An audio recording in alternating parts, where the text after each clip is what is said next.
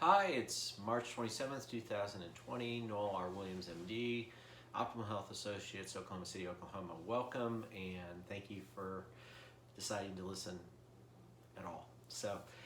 What's our update? The update is we're almost 600,000 cases. We're, I think, at 26,000 deaths, or about 3,000 deaths a day now.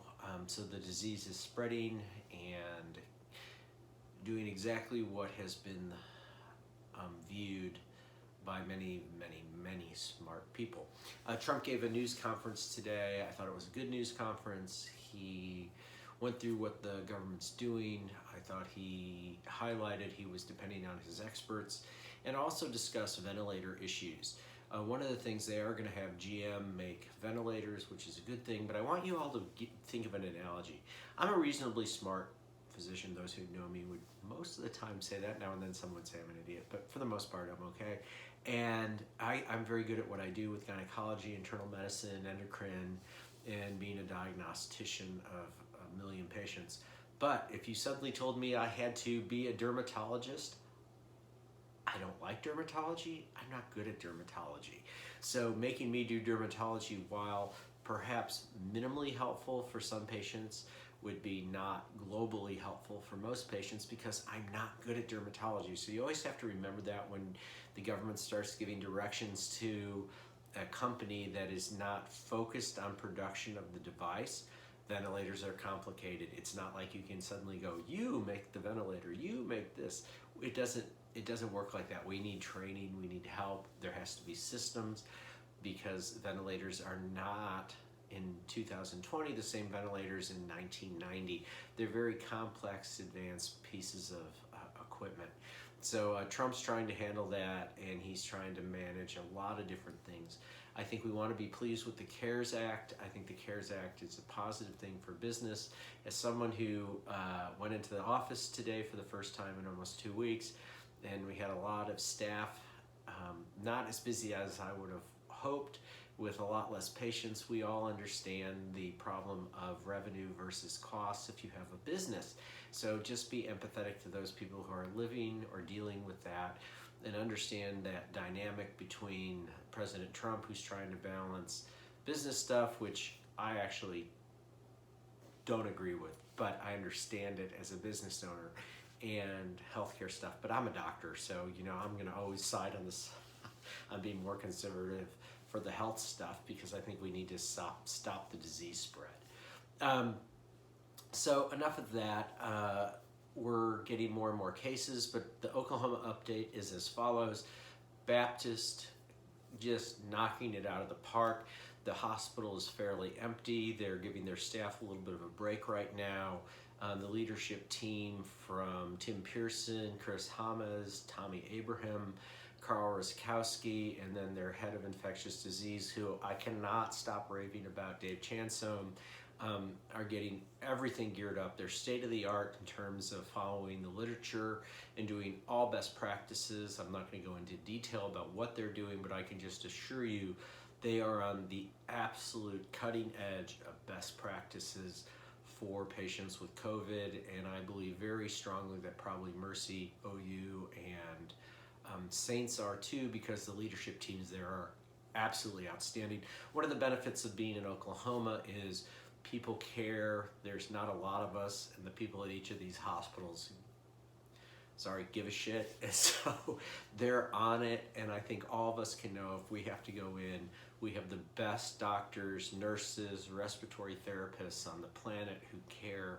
So be optimistic. If you get sick, we have the right people. We're in the calm before the storm. I think everybody's getting ready for the next 9 to 14 days, when we're going to get a deluge of COVID-19 patients, and I think it's going to be about a 2-month, hopefully to 3-month event, with then it's starting to get better by the 4th month.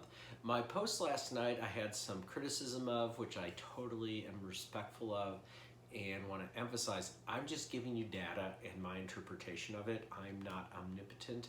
I don't know everything. I just do what I can to provide best data sets. So yes, the virus may not be as bad as we were thinking, because there's more asymptomatic people than we were thinking. So that in turn means the pod of infected now isn't this, it's this. And so over time, when it's this, less people are available to be infected as you go on down the road versus if it's just like this. If it's only this many people infected right now, and ultimately 70–80% of people can get infected, it's going to be continuously going like this, where when we're like this, as we're discovering, perhaps the deluge is just going to be on the front end, and it will abate a little bit on the back end. That is not diminishing in any way, shape, or form how difficult or horrible it may be in the next 2 to 6 weeks, but we'll have to see. Bill Gates came out with his predictions, and I think we'd all agree he's a pretty smart guy. He says the peak's going to be somewhere around April 20th. I'm still a big believer in what Liz Sprite said, which is somewhere around June 10th to 15th. So I think when we have two very smart people, but one of them's medical and one of them's not, splitting the difference makes sense. So probably the peak will be around mid-May, or perhaps slightly earlier, but we're going to have to deal with it in Oklahoma just as we deal with it, and we have a great group to do so. I do think we need to be very empathetic to the people in New York and any of these big cities. The number of people there, as the volume of disease goes up, is going to overwhelm their systems much greater even than here. And so when you learn about it, read about it, will be hard to really fathom how bad it is. And don't let the fact that things might be better here affect your judgment or understanding or empathy about how bad it could be there, because it could be beyond awful. And unless you're there, living through it, seeing it, watching all the people who are going to be dead coming out of the hospitals, and the fact that in New York they're putting freezer trucks by the hospitals now to deal with the number of dead bodies, it's reality. So don't be dismissive because we're in Oklahoma and we have less people, that what's going on in these big cities isn't truthful or appropriate. So the summary is there's lots of highly motivated people working for all of us to take care of this when we get sick, if we get sick. Number two, the government is trying very, very hard to get this under control. Number three, I think all of us should absolutely socially isolate. We should stay at home. We should shelter in place. It doesn't matter what your governor is saying. If you're in Oklahoma or if you're in Florida, it's about staying home and staying away from other people. Going where there's lots of other people, you're going to get sick, or you're going to give the virus to someone who's going to get sick, and you could kill them. So don't do it. That's really the messaging right now. I may do a talk tomorrow night, I may not. I'm thinking about, after being trapped in the house for almost 2 weeks, running down to a lake house by myself with the fam. And so we'll decide if I'm going to do a talk tomorrow. If I'm not going to do a talk, I'll do a post. I really do want to say thank you for all the people who have been supportive. Again, Jim Traber, all the staff in the community hospital HPI system, all my friends, all the other doctors who reach out to me, and then all the random people who are sending me positive messages. So thank you. I'm always trying to be honest and direct. I don't have any directives or motivations other than trying to be honest and finding the positive in the negative.